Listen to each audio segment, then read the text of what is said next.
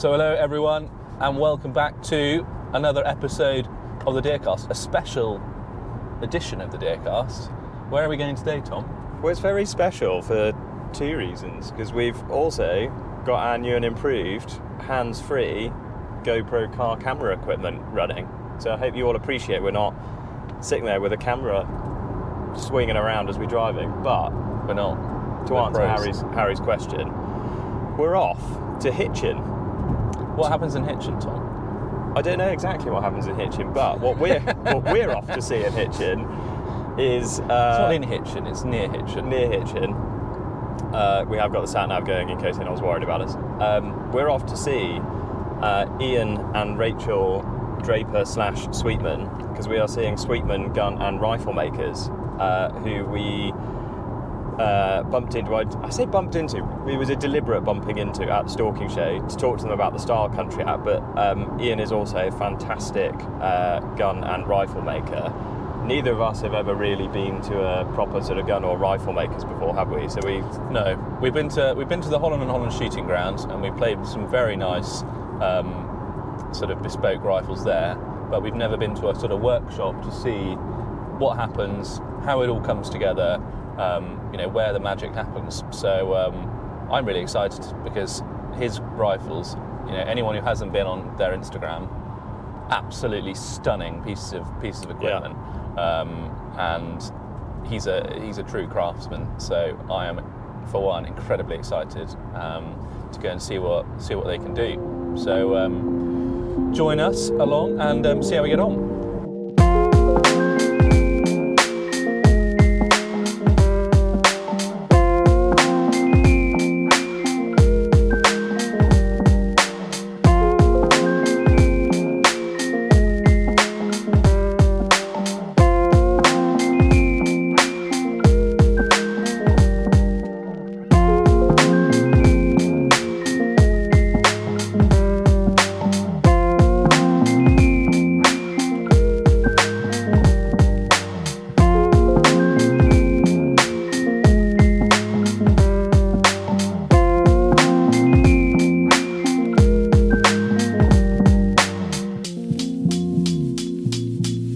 So hello everyone, despite Harold's electric milk float, we have actually made it here to the Sweetman workshop. We're very kindly joined by Ian, who is going to show us round in a minute and show us how he gets from this sort of piece of artwork, or to my mind artwork already, to this even more stunning piece of artwork. So he's going to talk us through exactly how you build a rifle from start to scratch. But before we get into that, it would just be really interesting to know a little bit about you, a little bit about the business here, how you got into this, what the business does, etc. Obviously, apart from making guns.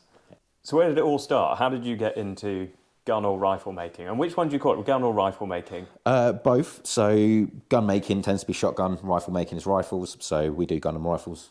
Yeah. Because we do both. I S Sweetman gun and rifle makers kind of does what it says on the tin. And how did you get into it? So I've always liked guns and playing with them, basically. Yeah. When I was, as a young child, I would have like BB guns and I'd take them apart and tinker with them and do this and that. And then, I got a job at a shooting ground when I was about 12, 13. And from there, just stayed around it until now. And was that, when you say a job at a rifle ground, was that sort of emptying the cartridge bins? So my first job in the gun trade was basically being a dog's body at a shooting ground. So that was filling clay traps, emptying the bins, eventually working in the shop, and they had a gunsmiths on site there. When I come to leave school, I got a job in their shop. I worked there shortly before moving out the back and starting my apprenticeship as a gunsmith there. I worked there for a few years, and then I decided that I didn't want to do repairs and restorations any longer, and decided that I wanted to focus on building new guns. So I went up to Wesley Richards. I worked there for a while.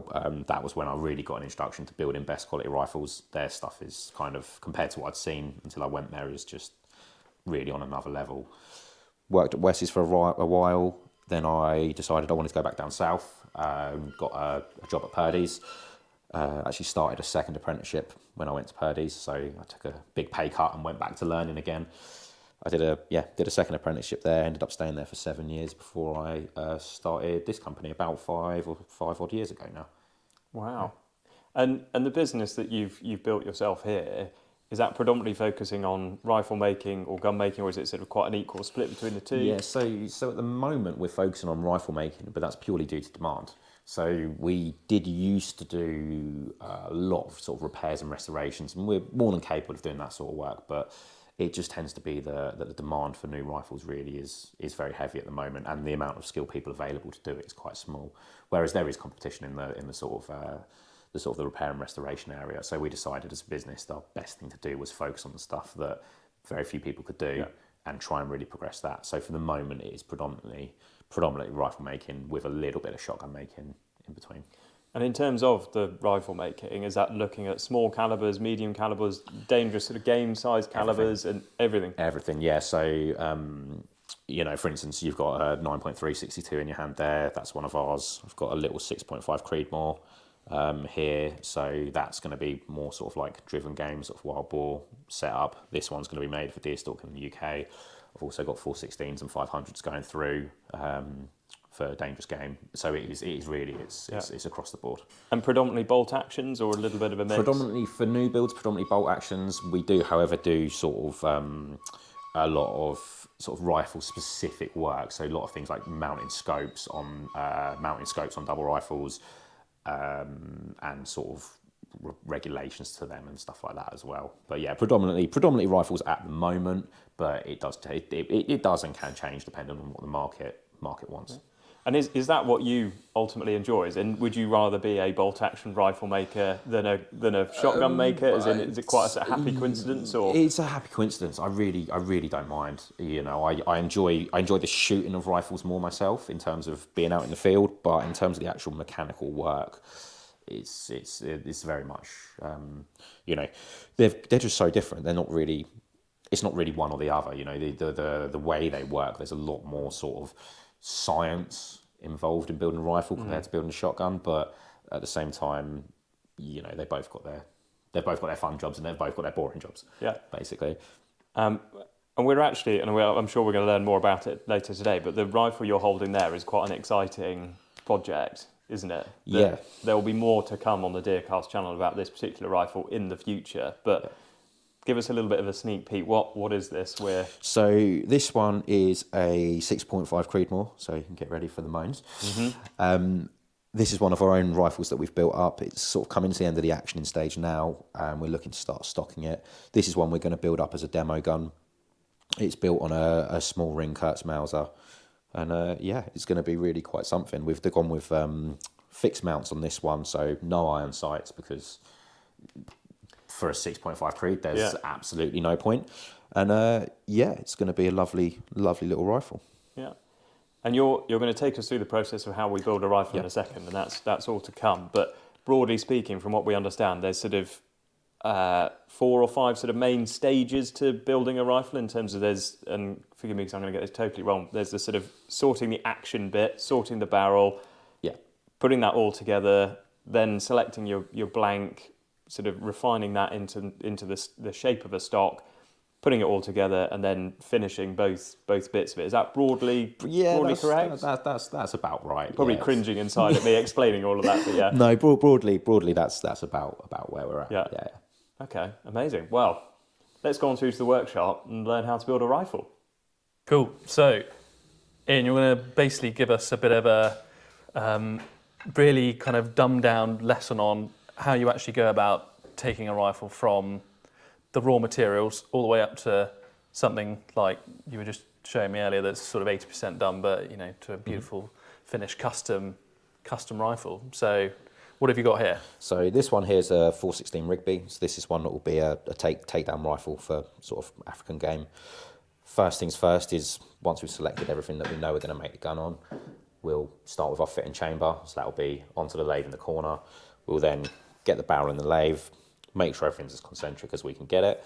Normally do that within sort of 3 to 5 tenths of the thousandths. So it's really? it's pretty accurate.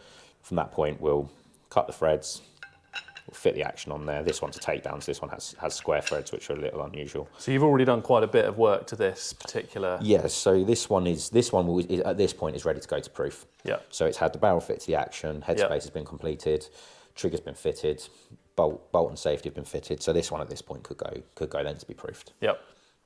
Beautiful. And you're doing all of the work on the lathe here, like sort of doing the throat for all the chambers and all that. So everything to do with barrel fitting we'll do over there, and that is in essence a bit at both ends. So we start with the chamber, we'll fit the chamber, fit the chamber, cut the threads, do the final fit of the chamber, get the headspace correct. Then it'll be flipped around in the lathe to do the other side. If obviously this one being a bigger gun, this will just be crowned and left alone. With a smaller gun, we'll do the screw cut for a sound moderator as well. Yeah. And then from there, it is a case of like final bits of fitting and getting them off to proof. And the barrels, where are they coming from? What state do they arrive to you in? So we don't profile barrels. We get them in blank form but profiled. Yeah. We get them from wherever anyone wants. So certain clients do want certain barrels. It's really, really pretty much every build the client will have their own barrel maker that they prefer. Right. So it really depends on their preference for sort of accuracy and whatnot. I mean, and in terms of finish, if they want it to be traditionally rust blued, they've got to be chrome moly. If they want them to be stainless, then we'll have to Cerakote at the end. So it's these things have to be sort of thought about before we start thinking about building the gun itself. And how many hours does it take to get something to this sort of state from a raw material? So it depends how much you do front end, because a lot of these with the rifle building, you can do a lot of the work front end, or you can do it after proof. But as an overview, the metalwork side, the first sort of lot of the metalwork side for these rifles is about 150 hours there or thereabouts. Really? But that will be that's fitting the barrel, getting it chambered, fitting the scope mounts, or making the scope mounts and fitting them should we have to make them, making the iron sights, and then the mechanics of the gun as well. Yeah. And what about the triggers? Where do they come from? Is it like wherever the client wants? Yeah. So we predominantly use Mauser actions, so that does limit what triggers we can go in them. So there is limitation of sort of 3 or 4 different types. But again, it's all down to customer preference. A lot of customers will have a trigger that they really like, and that's what we use on their gun. Yeah. Mainly as long as they're crisp, clients don't tend to mind that much, as long as they feel good and they can take accurate shots with them. Yeah. The weight is the biggest specification, and that is again down to preference and use of the gun. A stalking rifle's not going to have the same weight pulls as a dangerous game rifle for obvious reasons. Sure. Yeah. And why Mauser actions? They're just great. They're great. I mean, it's designed from 1898 and they're still building them. There's other rifles that are good, but in terms of reliability, there's a reason why these are still made. I think there's over 100 billion units made overall, and they just work and work and work. You can fill them with mud and rinse them out if you really want to. You can smash them about. You can do whatever you want, and they'll just continue to work. Yeah. And especially like 416, for instance. There's going to be times when your life is quite literally dependent on having this rifle go bang when it needs to. Definitely. So for that, reliability is absolutely key. And there's the traditional side of it as well. Like they are a very traditional style of aesthetic for the rifle. Yep. But the main part of it is just there's a lot of modern designs which are really, really good, but everything is much more complicated than this. Yep. And a lot of the complications are there to make them easier to manufacture, which is great for making them quickly. Yep. But not great for making them reliable. No. Interesting. And do you find like now with a lot more different kinds of actions being out there that people are bringing different things to you to make rifles out of, or is it really? This is what we specialise in. Yeah. So we only do. We are really limited to just doing sort of what we'll call, for the English term anyway, best quality rifles. Yeah. So because of that, we don't do we don't do sort of like Remington style rifles or anything like that. Yeah. There's nothing wrong with them, but there's people that do that style of rifle better than we do it. Sure. And we focus on what we're good at. Yeah. Great. On to the next stage. Okay, so what's the next stage? So next stage, after we've got the gun back from proof, so we know that the gun's basically safe and ready to progress with a build, is the action. Where do they go for that? Sorry. So that's done in London. Okay. So all done in the London proof house. There's also a proof house in Birmingham, but obviously London's a lot closer to us, so that's where we tend to go. Yep. And they'll take it in this stage and they'll check it for safety. Yeah. So basically what they'll do is after we've barreled the gun, barrel will have been done, headspace will be done, barrel will have been smoothed. It'll go to proof, and what they basically do is shoot a round or short 2 rounds through it, which are over pressure, just to prove out that the gun is safe and should someone put a bit juicier home load through it or something, as long as it doesn't go astronomical, the gun is safe, and there's no sort of flaws in the steel or anything like that could cause it to fail. So so after it comes back from then, the next step is the actioning side of things. So this is one that's coming to the end of that stage, and this is going into stocking, but it's a good chance to see the different bits we've kind of done for it. And there's pretty much two stages to it. There's sort of a mechanical stage and a cosmetic stage. So in terms of the mechanics, it's a case of making sure the safety's working and regulating that. A big job on these is regulating the feeding and making sure that works flawlessly.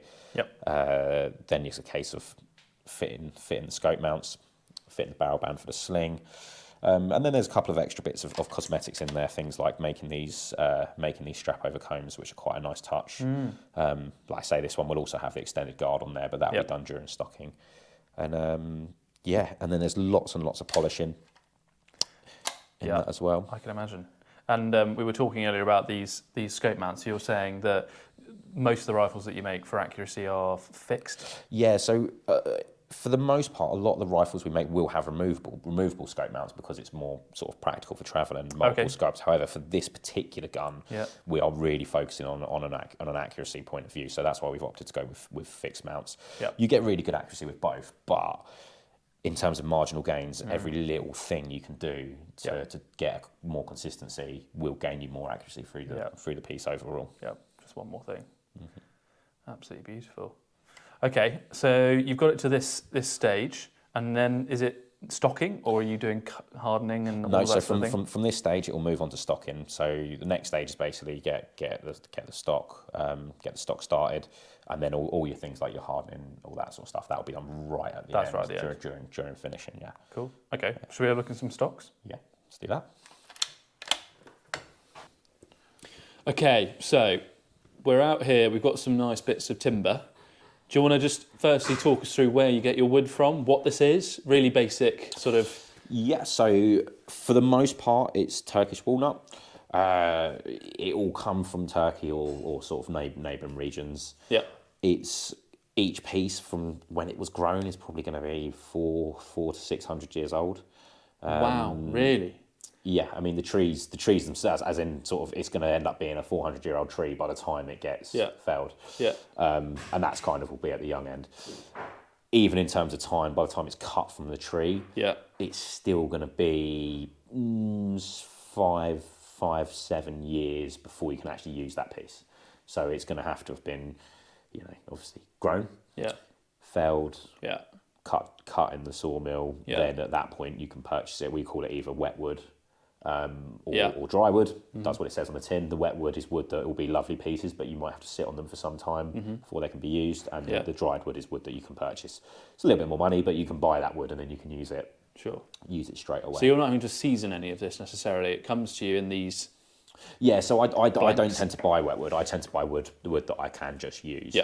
So this is all ready to go. Yeah, this is all ready to go. Okay. And that's purely from the standpoint that I although it is cheap, I like to buy it to use now rather than having to put it away and wait. Sure. But yeah. And how are you picking? How are you picking the shapes out of it? Because we were talking about that earlier. So for me, a lot of it is personal. A lot of it is personal taste, but there is some real kind of there's some kind of nuts and bolts aspects to it. So for starters, especially for rifles, you're looking at straightness of grain. Yeah. If you've got something that's got crossing grain in it, you're going to be starting off a gun. It's just not worth using. If you're starting off with a bad blank or a blank that's got crossing grain. You're in essence building weakness into that stock, so it's just not worth doing. So straightness of grain is absolutely critical. Yeah. That's the first part. We're then going to look for shakes and things like that. So when the wood, as I say, during that drying process, when the wood's actually being in essence cured and sat waiting to be used, it can crack. So we do try and alleviate that risk. I mean, you'll see like that blank at the end; it's had the ends waxed. The reason is that slows down the drying. Oh, I see. I wondered what that was. Yeah, okay. So that's literally, they'll be dipped in wax and that will basically slow the drying down. Yeah. That will help you kind of avoid those shakes. Got you. But if it has got shakes in the wood, it's, again, if there's somewhere that's really out of the way and you can see the end of it, perhaps you can still use it. But a lot of the time, the only way to get rid of it is to cut it away. Yeah. And as you're cutting it away, it might just disappear. Fantastic. If not, and it keeps going, you can't use that blank. And I guess to a certain extent, you know what's on this side, you know what's on the other side, but you don't necessarily know what's in the middle. No, you don't. So you could get to a stage where you've cut it all out and there's something in there and you have to go... Yeah, so the worst one is bark inclusions. So they're quite rare, but I have had a couple, and you know, like these pieces here, exactly that. You can see from the outside, they look fantastic, but as you start putting them through the bandsaw, all of a sudden there might be a big fat bit of bark inside. Yeah. And that's basically as there's any sort of, as the tree grows when it's young, there might be anything that's happened, and it's kind of, you see it, you know, when the tree kind of wraps a bit, and it in essence grows back around itself, and that piece of bark will remain inside the tree, and that will be hidden until the point where it's cut down. Blimey. Very cool. Okay. So basically you've got, you know, from the mechanical aspect, you've got to make sure the wood's strong, you've got to make sure the grain's flowing in the right direction, you've got to make sure that you haven't got knots and I mean, especially no shakes, but even in terms of knots, you want to make sure that if there is any, they're kind of, you know, if you have like a little knot in the sort of the back area of the stock there, you're absolutely fine. That's not going to be an issue. It's purely cosmetic. If you have it through a thinner section of the stock through the hand, you could end up being a problem later on. So you want to try and avoid that. And then once you get past once you get past the actual mechanics of why that bit of wood's suitable or not suitable, then it's really down to figure and taste and what you want. So what we try and do here is just kind of, I mean, we've got a little selection here, and we just try and keep a selection of different blanks depending on what clients want, because everyone has different tastes. Yeah, absolutely. And a client can come in here, they can pick the exact piece of wood that they want for their rifle. More often than not, we'll have a couple in here. We do keep a number of blanks, but more often than not, we'll find something suitable. If not, we get more, and you know, we look to find pieces within client taste, because they're so, you know, we spoke about grades earlier, and it's such a thing as. For me, the wood is so subjective. What you might like, I might hate, and vice versa. So it's really trying to find that piece that's suitable to the client's taste. Yeah, definitely. Amazing. And if you want to unveil the grain, so you can do a bit of water, bit of a trick. So to actually see what's going on there, what we'll do is we'll wet those stocks. And as that water starts to really sit on there, you'll start to be able to see underneath how they'll look in their finished state. Yeah. Amazing how much of a difference it makes, isn't it? And that's kind of, you know, you're just kind of doing a sort of, you know, putting that water on the top, which is just giving you an idea of how that blank will look once it has some finish on it. And then really simple, we use just a plastic template. And then what we can do there is we can pop that on there, and we can see, do you know what, where's that stock going to be in that blank? Where's a nice position? These are trimmed quite well, so pretty much anywhere within, you know,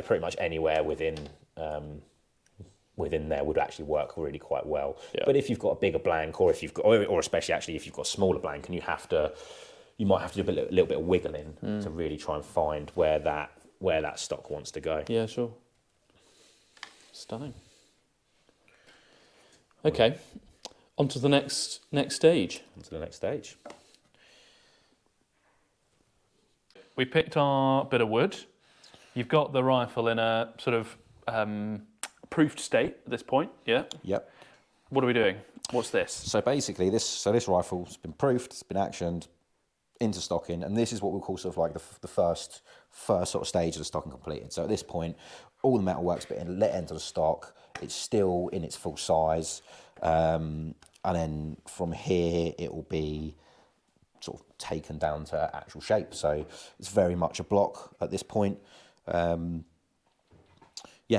much still a block at this point, but everything's in the right place, and from there it's going to be a case of going through our list of our customer dimensions, and you know, what length do they need their stock, what drop do they need, what sort of grip they want, and then we'll start really thinking about making it off.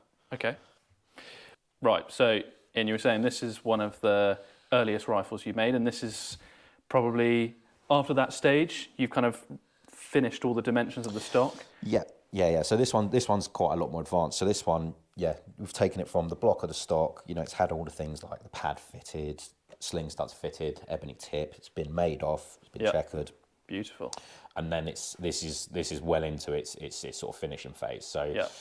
like I say, this particular rifle was the first rifle I started to be a demo gun when I opened my company.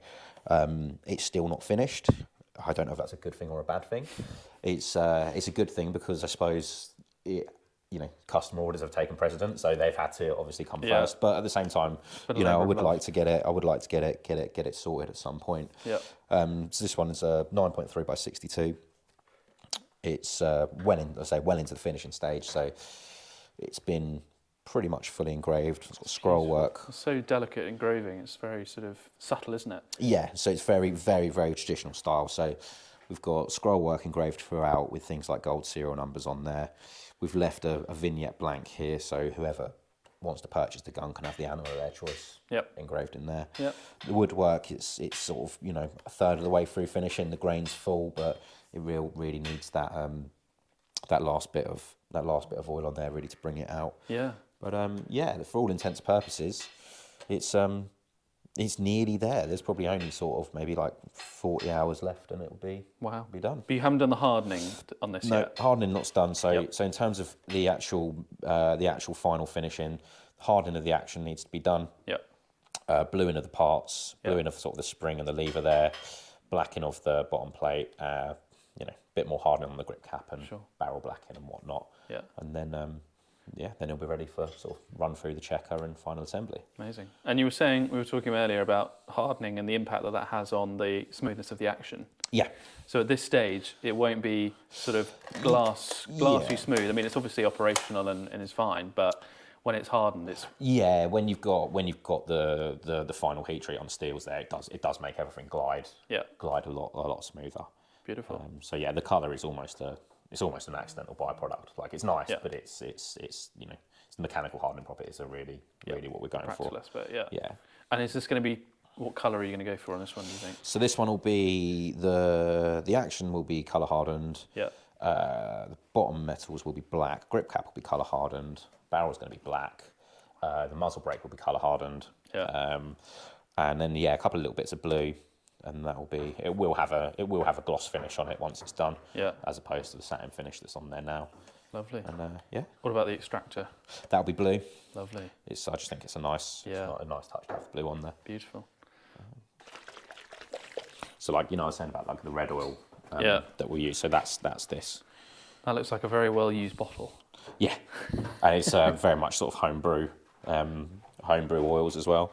And this one hasn't had any of the actual finishing oil applied yet to it. It's all been papered up. Yeah. And at this stage, we're just really trying to pull out the colour look at of that. the wood, and it's a fantastic piece. This one. That's gorgeous. It's a little bit different. This is a rifle. Back to what I was saying earlier about every rifle having to have some sort of unique features off the bat in the design. This one's got the adjustable cheek piece on there. I was going to say that's quite unusual, isn't it? Yeah, you won't see them in this quality of rifle as such. Yeah. But it just really works for this gun. This gun's a little bit heavier. It's going to be it's in 280 rem, and it's just going to be it's an absolute tack driver. But like I say, gone for a little slightly heavier build. Gorgeous, isn't it? We've got the client's initials on the oval there. Yeah. He's got a palm swell in the stock as well as this Yes, one. So it's got very much like a modern feel. Yeah. So this is like a sort of linseedy So this oil? It's not, like I say, it's not actually a finishing oil, so this won't do anything to like build up the finish. What this really does is it pulls out the colour in the wood. Yeah. And all the sort of, when you can see all this sort of striping, this sort of tiger striping down here, Yeah. without this phase, you wouldn't see it. It just gets lost in, just kind of gets lost in like a coloured finish. Yeah. But, and this oil will do kind of like, it massively depends on the bit of wood. If it's a lighter piece, we'll do more. If it's a darker piece, we'll do less. For this one, this is its third coat. So I'll put that on there, and that will sit on there for like a couple of days. Yeah. And pretty much that'll all be gone. The wood will just Soak it all up. eat that all up. Really? And then from there, we'll do a sort of, like a buffing process with leather and rotten stone. So basically you've got your red oil on there. It's all been papered up, and this is just kind of like a final buff. And what that does is just really, it really, really polishes that wood. You will get a better finish overall when you put more effort into the prep. It's as simple as that. So we'll pop that rotten stone on there. So it's called rotten stone. Yeah, it's called rotten stone. Rotten stone pumice, kind of like the same thing, and it's like a fossilized clay, and it's super, super, super fine, and that'll go on there like that, and we'll get just a lever in there, and we'll really kind of work that in. Wow, yeah. Obviously, you've got to be super careful not to round over any of the edges of the wood. We can sort of square them as we go by taking it with a little bit of paper on a file. So it's almost like you're filling the grain of the wood. Yeah, that's exactly it. You know, you'll try and sort of fill the grain, but also doing polish. And we'll do this sporadically as well through the actual finish itself. So we'll build up the finish. It will become super shiny and lovely, and then we'll do this and we'll cut it right back flat again. Wow. And after that, it is literally a rinse and repeat process until that grain's fully filled. And you're really got the desire of sheen on there. You're doing it until it looks right. It's not necessarily you need to do it 7 times. No, it doesn't. It's a question everyone asks. Oh, how long does it take, and how many coats does it take, and this, that, the other. And you know, wood's a natural product. Every single piece is different. You know, so we have to be aware of that when we're finishing. So we'll use not necessarily different techniques. I mean, there's different techniques depending on if you want a satin finish or a sort of high gloss finish. Yeah. But for the most part, it's a case of react to the wood as it likes it. You know, if the wood, for instance, if the grain is particularly open and it doesn't like filling, we have to use our coats of oil. We're much sort of harder when they come off. Yeah. If you've got a wood that's sort of quite closed grain and will finish quite quickly, you go straight in with softer coats of oil. So yeah, you just really kind of react to the piece and see what's what. Stunning. And then you will literally give it a buff up with your hand, which is in essence leather. Your hands a lot. Like your skin. Yeah, like you're not 100%. putting the oil on with a cloth. You're putting it on with your hands. Yeah, 100%. Is that so you can feel? Yeah, the wood? it's the way I was taught to do it, and especially you will see there is a clear difference in the way that the wood reacts when you get a bit of heat into it, really? And that is really important. That's why you do tend to use your hands for a lot of things. That grain has changed so much just in the last 5 minutes. Just from that little bit of oil and a bit of a rub up, yeah. It's crazy. And say that'll be a sort of rinse and repeat process until we start getting it's nearly ready now. It's nearly ready to start thinking about putting the actual finishing coats of oil on there. It looks almost like marble, doesn't it? In the sort of, it's got such a sheen to it. Yeah. Beautiful. Yeah, so that's pretty much rifle making start to finish. Right, so we're on our way home. I thought that was fascinating. It was incredibly interesting, and I feel like I learnt a hell of a lot that I had absolutely no idea about. No. Who knew that colour case hardening used bones? I thought Cow bones? Yeah, I know. I thought it was some kind of oil. I did. I thought it was like temperature or something. Yeah, I thought it was as well. Amazing.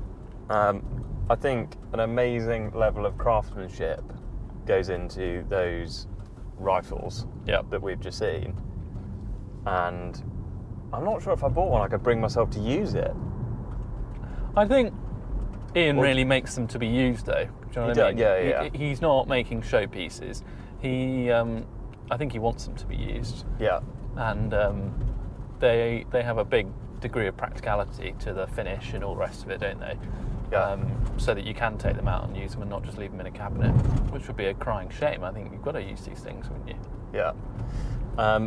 I would say, and this is partially for viewers' benefit, we didn't really discuss price deliberately, because I think when you're ordering or purchasing something like that, the price is so sensitive based on what somebody wants. In terms of, it's very difficult to say for a handmade rifle, the price or the average price is X, because that depends on so many different factors. But off camera we did discuss sort of pricing, etc. a little bit, and I've got to admit I was quite surprised in a good way at what I would say is the sort of the value of them, in terms of they are expensive, as in you wouldn't just go out and drop whatever on one on a Friday night, for example, or over the weekend on a whim. But at the same time, if you compare it to an off-the-shelf stock rifle with a plastic stock from a high-end manufacturer, not naming any names, the price isn't that for what you get. No, I actually thought it was considerable value for money. Yeah. When you think about the amount of craftsmanship, knowledge, and you know, the amount of experience that Ian has built up over the years to do the things he does. And like there are very few people in the country who can do the sort of things that he can. Yeah, and I think it's the heritage and that would go into one of those rifles, and that yes, you'll probably pay more than you would for a plastic stock rifle, but one of those rifles you're going to hand down to your children and quite possibly your grandchildren, and it'll look like a work of art for as long as it's functional, whereas something else, it's probably going to serve a purpose for you, you're going to want to upgrade it within your lifetime, you're definitely not going to hand it down to your children, you're definitely not going to hand it down to your grandchildren. So Yeah, I think there's a big difference there, big difference. yeah, I agree. Little sneak peek that Ian disclosed as we were leaving is one of the projects he's going to be working on in the future is potentially a Kiplauf, which is Music to Tom and I's ears. Very exciting. A custom Kiplauf would be amazing. Can you imagine that? I would absolutely love one. Can you imagine? But there we go. Hopefully you've all enjoyed coming along for the ride and learned something like we have as we went around the Sweetman workshop. As per usual, please remember to comment, like and subscribe, and we will catch you guys on the next video.